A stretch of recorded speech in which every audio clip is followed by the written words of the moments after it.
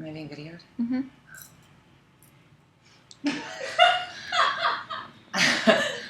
All right, so we launched the e-commerce version of PBCenters.com. So this was taken in some phased approaches. Phase one was non-e-commerce, just rebuilding the site from, they were in Drupal?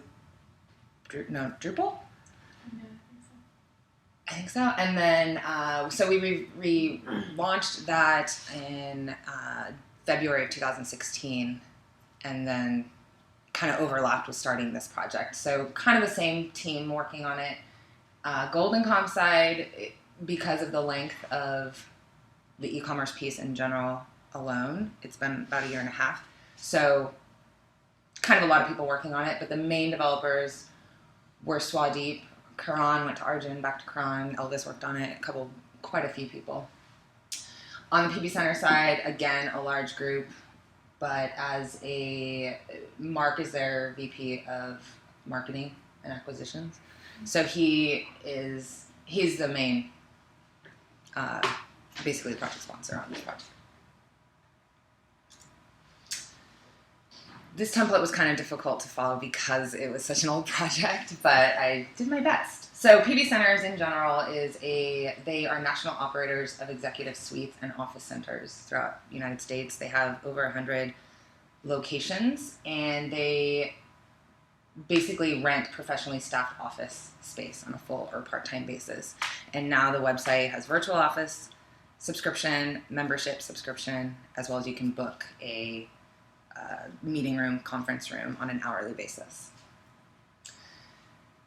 The business case is basically modernizing their business and kind of changing the way they run their operations. They've never been online before. So that being said, anytime we're changing the way a company runs their business, a $55,000 price tag is pretty low, I would think. That is what it was sold at. Phase one and phase two were sold together. So that's what happened there. For a break-even point, they have, like I said, 4 different products, or kind of 3. Day office and meeting rooms is 2 different, but 1. Memberships and virtual office. If we were just going to take memberships at a roughly $500 a month price tag per user, per member, I guess, they would just have to, they're at about 4 or 5 subscriptions right now. So 5 more in the next month, and within a year, they've paid that off. So it's going to be less than that because of all the virtual office and bookings and everything else that they have going on. And that's strictly just through the website, not leads that they'll end up booking offline. This is the mobile, and again, this was part of phase 1. We can improve this. This was definitely before mobile first. So I think that it probably will be something that we look at in the following months. This is their desktop. I did a full screen and then just kind of what you see depending on your screen.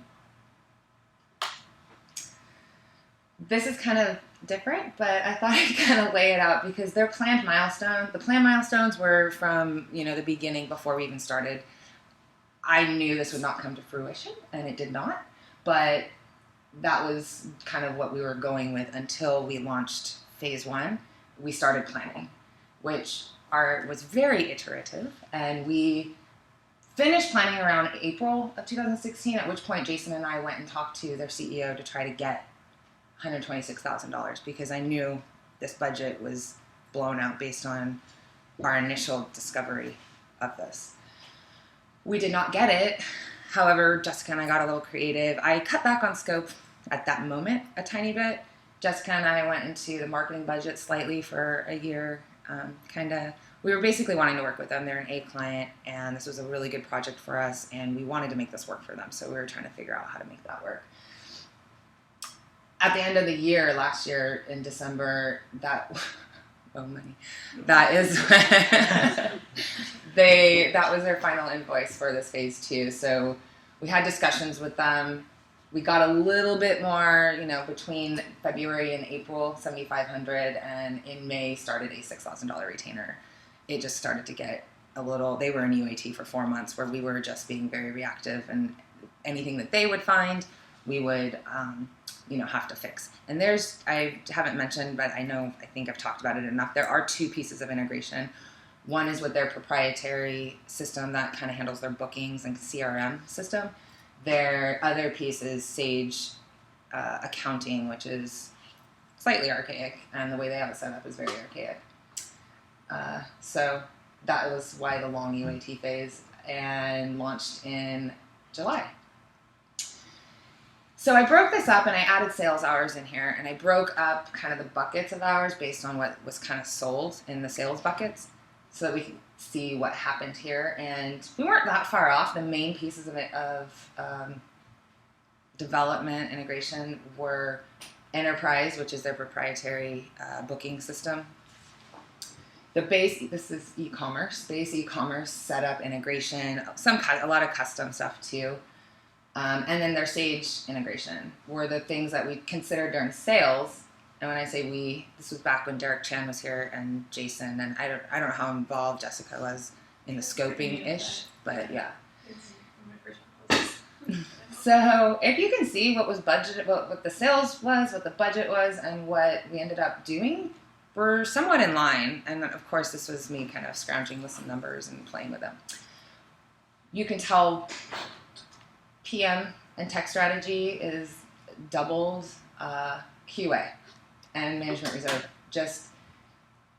It goes right back to any time we're dealing with third-party integrations, extra vendors. There was a third-party integrator for the Sage piece. We have to account for it, and this goes right back to our management reserve and increasing that and accounting for more QA time. PM and tech strategy in the same bucket being 20%. Nowadays, I do not do that. If I know a project like this is coming where Hinton and Andrew are probably both needed, I'll create a whole bucket for tech strategy, and I'll just add it as 20%. So it might be worth us looking at our estimator in general if we want to do that. So total hours were at 1,800 when all was said and done by the time we launched. Unknown and unforeseens, pretty much no surprises here. When we met internally, we all had a voice, but it was kind of no surprises, like I said.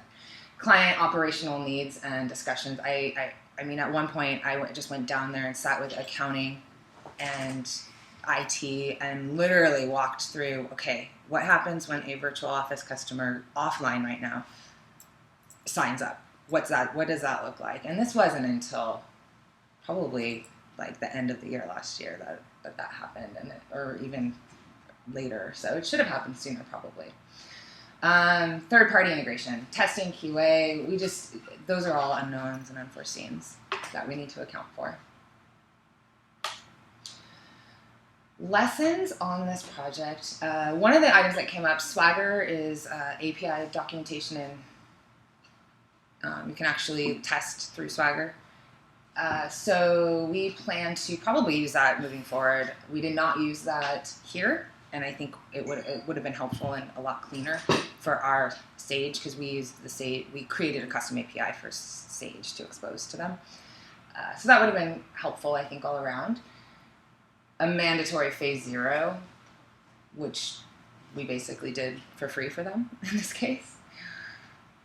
Stay flexible, but focus on the business case. I think in this situation, we did. Anytime something came up, there was a lot, both, I'll just use the project sponsor and everyone on the PBCenter side and GoldenCom side were really flexible, but we tried to stay focused on what this phase 1 or phase 2 of this e-commerce could be, to make sure that we weren't creating this crazy scope.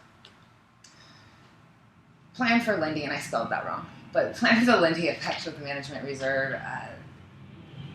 Basically, whatever we were to estimate it was going to double for the integration pieces, and we should just know that moving forward. For a project like this where we are changing the way they do business, and there's 2 pieces of integration that are just outside of our control. We just have to account for that. And one thing that came up just at post-launch was initially when we launched, they had an inquiry form on every page.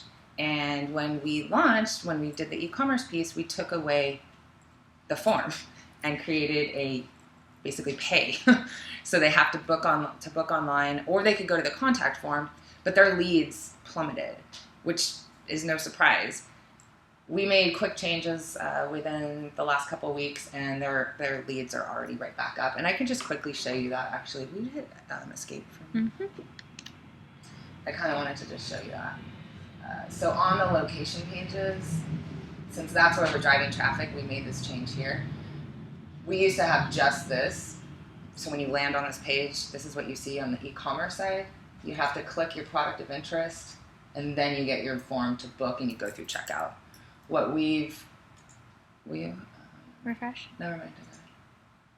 So what we've done now is brought back this inquiry form, and then if they're ready to book, we give them that option, and their leads are back up. And e-commerce hasn't. I mean, it's still picking up and gradually going forward as well. So there's some good. We're still developing some new things that are mandatory for their accounting and operations. So there's been some few things that need to happen, as well as we're launching a community piece to this, hopefully soon. That is kind of a very mini scaled down version of LinkedIn that allows their customers who are members already to now have this social area to find jobs or discuss whatever it may be.